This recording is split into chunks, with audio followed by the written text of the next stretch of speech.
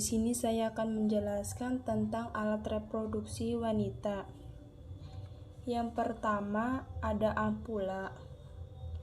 Ampula adalah bagian tengah tuba falopi yang terluas dan terpanjang dan menjadi tempat bertemunya sel telur dan sel sperma.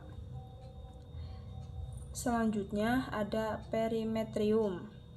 Perimetrium adalah lapisan terluar dari dinding uterus.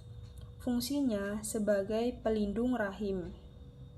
Selanjutnya ada broad ligament. Broad ligament adalah lipatan ganda peritoneum yang meluas ke arah dinding panggul dan menutup tuba falopi. Selanjutnya ada ovarian ligament. Ovarian ligament adalah jaringan yang menghubungkan ovarium dengan rahim. Fungsinya sebagai tempat bergantungnya ovarium ke wilayah rahim. Selanjutnya ada vagina rugia. Vagina rugia adalah struktur vagina yang merupakan bumbungan melintang yang terbentuk dari jaringan pendukung dan epitel vagina pada wanita. Selanjutnya ada cervix channel. Sebagai jalur tempat lewatnya sperma saat berhubungan intim dan bayi saat proses persalinan dan tempat keluarnya darah menstruasi. Selanjutnya ada cervix atau leher rahim. Adalah bagian rahim yang terhubung ke vagina.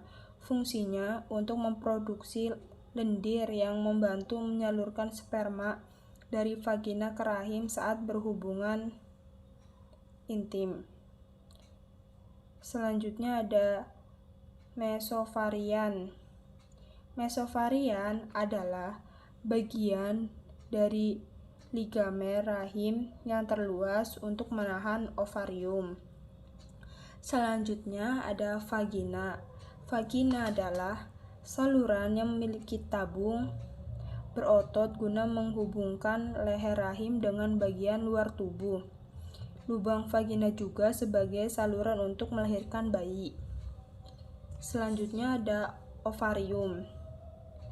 Ovarium adalah organ tempat pembentukan sel telur atau ovum dan penghasil hormon estrogen dan progesteron.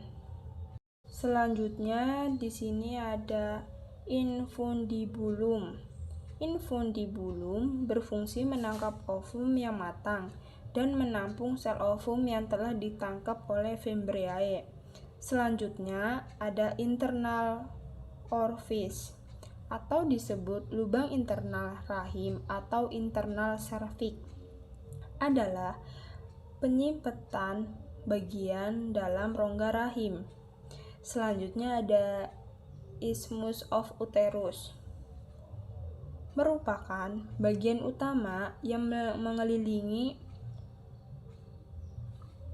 cavum uteri. Selanjutnya ada uteri, arteri, and vein. Berfungsi untuk pemasok darah utama. Selanjutnya ada mometrium. Mometrium berfungsi menjaga janin dari benturan. Lapisan otot terdiri dari kumpulan otot polos berbentuk sirkuler melingkar. Selanjutnya di sini ada fimbriae. Fimbriae berfungsi untuk menangkap sel ovum yang telah matang yang dikeluarkan oleh ovarium. Selanjutnya ada endometrium. Endometrium merupakan bagian terdalam dari organ rahim yang menjadi tempat menempelnya ovum atau sel telur. Fungsinya untuk memungkinkan dalam proses implantasi embrio agar sel telur yang telah dibuahi dapat berkembang. Selanjutnya ada fundus of uterus. Fundus of uterus berbentuk seperti kubah. yang merupakan bagian atas uterus. Pada bagian ini, falopi akan masuk ke uterus selama masa kehamilan. Selain itu, fundus uteri dapat membantu dalam memperkirakan usia kehamilan wanita. Selanjutnya ada round ligament of uterus. Round ligament of uterus adalah untuk mempertahankan versi uterus di mana posisi tundus uterus diputar ke depan di persimpangan serviks dan vagina selama masa kehamilan. Selanjutnya ada suspensory ligament of ovary yang berfungsi untuk menempelkan ovarium pada dinding pelus. Selanjutnya ada isthmus. Isthmus bagian rahim yang terletak berada di antara korpus dan leher rahim. Selanjutnya ada body of uterus.